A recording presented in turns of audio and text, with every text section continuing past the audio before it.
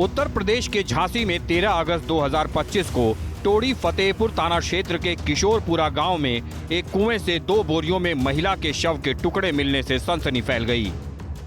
शव के सिर और पैर गायब होने के कारण पहचान में मुश्किल हो रही थी।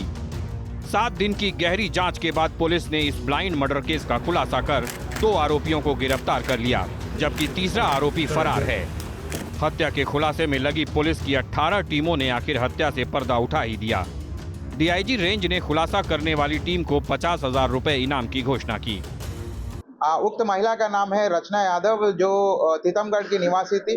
और ये जो अक्यूज्ड है, जो इस घटना को कारित करने वाले 3 अक्यूज्ड थे, उनके नाम है संजय पटेल, जो पूर्व प्रधान गांव महेवा तोड़ी फतेहपुर के हैं, संदीप पटेल जो इनके भतीजा है, और एक और इनके जो साथी थे वो है प्रदीप अहिरवार, जो महेवा का ही था। और इन्होंने मिलकर षड्यंत्र रचकर पहले इनको गला दबा के उनकी मतलब हत्या की है। उसके बाद पुलिस से और अन्य चीज़ों से बचने के लिए उन्होंने एक सुनसान जगह पे ले जाकर बॉडी को अलग अलग टुकड़ों में करके बोरियों में डाल के अलग अलग जगह पे फेंक दिए थे। इस पे बहुत ही अच्छी तरह बृहद कार्य से जो खुलासा हमारे टीम ने किया है, उसके लिए रेंज डीआईजी सर ने पूरी टीम को 50,000 इनाम की घोषणा की। 13 अगस्त को कुएं से मिली थी महिला की लाश।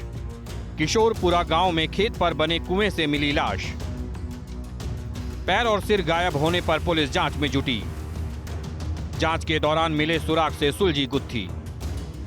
मृतका 35 वर्षीय रचना यादव टीकमगढ़ मध्य प्रदेश की रहने वाली थी। उसका पहले पति से तलाक हो गया था। इसके बाद वो टोड़ी फतेहपुर क्षेत्र निवासी शिवराज यादव के साथ रहने लगी थी और दोनों की शादी हो गई थी। इसी बीच शिवराज की मौत हो गई और फिर वो महेबा गांव के पूर्व प्रधान संजय पटेल के संपर्क में 2 साल पहले आई। दोनों गांव से बाहर लिव इन में रहने लगे। एमपी की रहने वाली थी मृतका रचना यादव। रचना का पहले पति से हो गया था तलाक। फतेहपुर निवासी शिवराज यादव से की दूसरी शादी। दूसरे पति शिवराज की भी हो चुकी है मौत। शिवराज की मौत के बाद संजय पटेल से संपर्क। दोनों गांव के बाहर रहने लगे लिव इन में। अब रचना संजय पर बना रही थी शादी का दबाव। रचना संजय पर शादी का दबाव बना रही थी, लेकिन पहले से शादीशुदा संजय उससे शादी नहीं करना चाहता था, लेकिन रचना जिद पर अड़ी थी। 9 अगस्त को संजय ने अपने रिश्तेदार संदीप पटेल और दोस्त दीपक अहिरवार से मिलकर रचना को खत्म करने की योजना बनाई।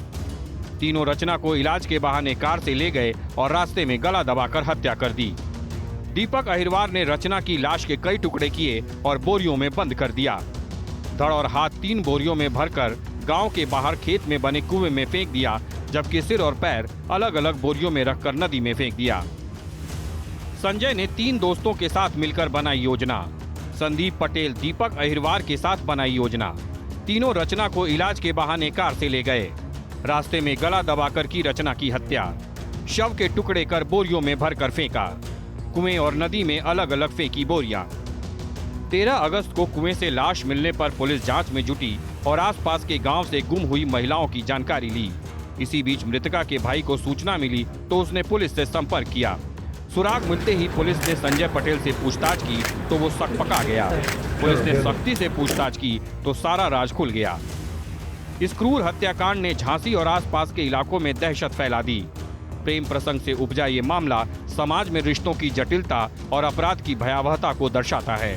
पुलिस का दावा है कि फरार आरोपी को जल्द पकड़ लिया जाएगा।